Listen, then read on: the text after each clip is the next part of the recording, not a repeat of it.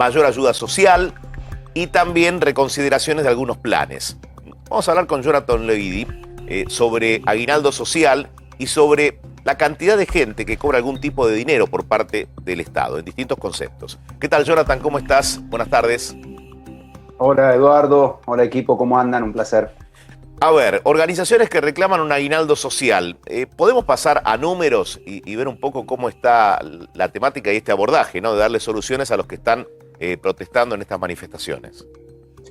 Sí, la realidad, Eduardo, que lo que se está empezando a manifestar a nivel social es que la gente, claramente la inflación, que está totalmente desbordada, se ha ido comiendo el poder adquisitivo de la gente, y los planes sociales, por más que son, ahora vamos a ver números, pero son exorbitantes la cantidad de planes sociales que tiene la Argentina, no alcanzan para que la gente pueda llevar una vida digna, digamos, ¿no? Recordemos que, digamos, hoy una familia para dejar de ser indigente tiene que tener un ingreso sin pagar alquiler de alrededor de 60.000 pesos, y los planes sociales, por más que cobren 2, 3, 4, 5, que pueden llegar, la verdad que si realmente cobras muchos planes podés llegar hasta 70.000 pesos de ingreso, pero lo que está pidiendo la gente es trabajo.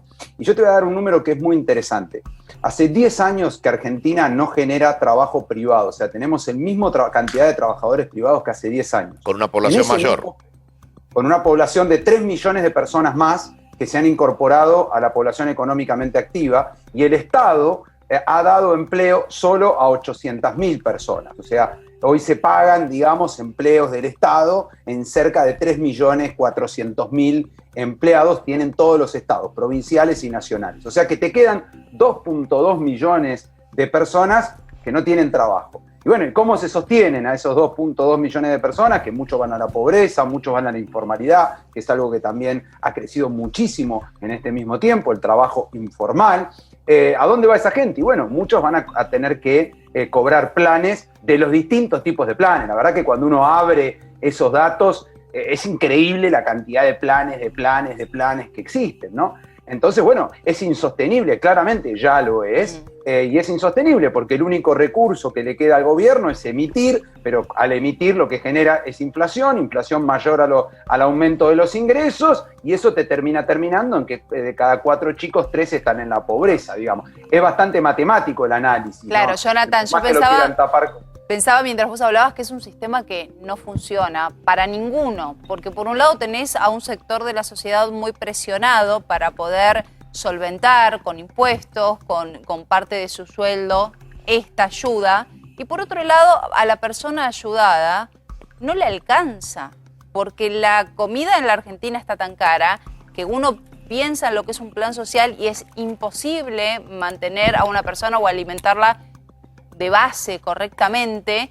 Entonces es un sistema que no sirve en ningún aspecto. Mi pregunta es, ¿existe algún país que haya estado en nuestro cuadro, en nuestra situación, a foto de hoy, pagando y gastando más de lo que se tiene, con este tremendo porcentaje de pobreza y de planes, y que haya logrado salir de alguna manera, o no hay registro? No, que haya logrado salir sin grandes reformas, digamos, te diría que no, y que los casos que tenemos no son exitosos los que han mantenido. Bueno, el caso siempre que más se utiliza, pero el caso Venezuela, ¿no? Un país que estructuralmente es peor que la Argentina porque es un monoproducto. Recordemos que la gran crisis de Venezuela pasó cuando el petróleo pasó de valer $120 el barril a valer 30, y claro, ahí se le acabaron los recursos al Estado, y bueno, y hoy está en una pobreza absoluta, ¿no? La realidad que no, y por eso que a veces extraña a los gobiernos, bueno, el que tenemos ahora, la verdad que hasta el ministro de Economía, que era bastante racional, manifestó en la semana de que él no se imagina un Estado que por un lado achique el gasto y que cree que hay que subir los impuestos. Y subir los impuestos de vuelta, ¿no? La torta no se agranda, o sea, hoy tenemos menos empresas que en 2007. En 2007 llegamos a tener 570.000 empresas empleadoras, sí, y hoy tenemos cerca de 519.000. Entonces, la verdad que no se entiende, creo que es un cortoplacismo absoluto, y bueno, tratar de llegar a las elecciones no se sabe muy bien para qué, y bueno, y de ahí en más ir viendo, la verdad que es alarmante. Sí, a ver, un ámbito privado del trabajo cada vez más chico y un Estado que tiene que asistir a más gente. Tenemos unos números para compartir con todos y tiene que ver con la cantidad de jubilaciones mínimas. Allí lo vamos a observar. Administración Nacional, 357.085 personas que cobran un sueldo de la Administración Pública Nacional. 421.618 personas están bajo la órbita de universidades nacionales, sistema financiero, empresas. Digo, ahí hay una combinación de ítems, ¿no? Y vamos sumando gente que de alguna manera, bueno, vive del Estado, ¿no? Tenemos más números, a ver si podemos pasar a la siguiente placa. Fuerza de seguridad, 113.000 personas. 5.724.000 jubilados y pensionados. Y programas sociales, tengo entendido que hay más de 20, casi 30 programas sociales, ¿no? Que han sido arrastrados de otros gobiernos y otros que se han generado en el actual. Casi 22 millones de personas que cobran algún tipo de plan social. Digo, con estos números, digo, uno empieza a entender todo, ¿no? Y sí, o sea, la cuenta te da que 1 de cada 4 argentinos son los que pagan impuestos para sostener todo esto, digamos. Ese es el número, digamos.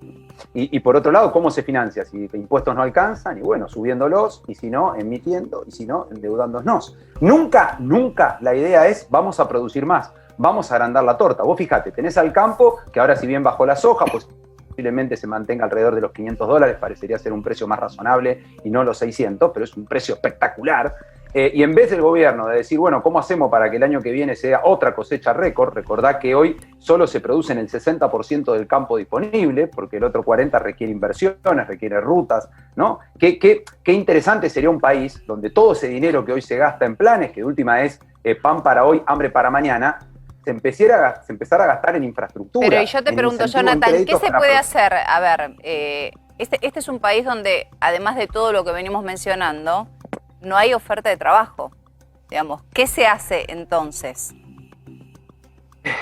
Es que tiene que haber un plan, que es lo que se le viene reclamando al gobierno que no hay. O sea, un plan que algo a largo plazo sería eso. Un plan... Necesita un plan estratégico que haga que la industria de alguna manera dé más trabajo, que el campo pueda, digamos, sembrar ese 40% adicional, tratar de exportar conocimiento al mundo. Bueno, un montón de situaciones que hoy no existen, ¿no? Jonathan, son una utopía. Bueno, para eso vienen las elecciones. Ahí estamos viendo un número que es un poquito más de 30 millones, más de 30 millones de cheques que el Estado emite por mes. A ver si nos puedes ayudar con esto, porque hay muchos de esos casi 21 millones de personas en diferentes programas que marcaba Eduardo. Algunas son las asignaciones universales, que son buenas. Pero te pregunto puntualmente, ¿cuáles son, si se sabe, el número de asistencia a aquellas personas que no tienen trabajo? ¿Cuál es el número de personas que no tienen trabajo? Que deberíamos, los argentinos, generarle oportunidades para que sí puedan tenerlo. Y hoy se calcula que estamos alrededor de 14 puntos de desocupación, digamos, ¿no? 13, 14 puntos de desocupación y muchísima ocupación informal, que eso también es terrible. ¿Y en número? ¿En millones de personas? Y en números estarás hablando cerca de los que están dentro de la población económicamente activa, estás alrededor de 3 millones de personas que hoy no tienen trabajo. Personas que son las que, digamos, sostienen la familia, ¿no? Entre 3 y 4 millones, ese es el número más o menos que se estima.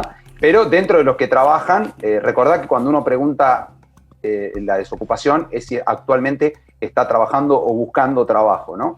Hay muchos que están trabajando, pero están trabajando en una precariedad absoluta. En la informalidad. ¿Vos pensás que los programas sociales, en la informalidad, sí, en la informalidad, que es el 50%. La changa, ¿no, Jonathan? La famosa changa, que hoy, lamentablemente, cada vez está, digamos, más limitada por la pandemia, por los horarios, por las cuestiones que sabemos del COVID, lamentablemente. Sí, no solo la changa, digamos. Hoy hay muchas industrias, digamos, no industriales, digamos, sino en muchos segmentos de la economía que están en informalidad, ¿no? El campo, mucho de la gastronomía, lo poco que hay. La verdad que son economías que se manejan en muchas partes en negro porque también es inviable hoy por el costo laboral que tiene una persona. La verdad que son muy pocos los negocios que aguantan pagando todos los impuestos y todas las cargas sociales, ¿no? Sin dudas. Y muchas veces hasta el mismo empleado le dice al empleador, mirá, prefiero que me pagues un poco menos a mí y no que se lleve de cada 100 pesos que paga el empresario, casi 45 se lo lleva el Estado y al empleado le terminan llegando al bolsillo 55. El sistema está mal, chicos, esto hay que decirlo, el sistema está mal, el sistema hay que resetearlo. Hay que ver cómo, tampoco se puede hacer un día para el otro, pero hay que empezar a tener conciencia de que esto no es sostenible a largo plazo ni a corto plazo. Jonathan, gracias por haber hablado con nosotros. Gracias, Eduardo. Feliz día de padre para mañana para todos los que sean padres. Gracias. Muchas gracias.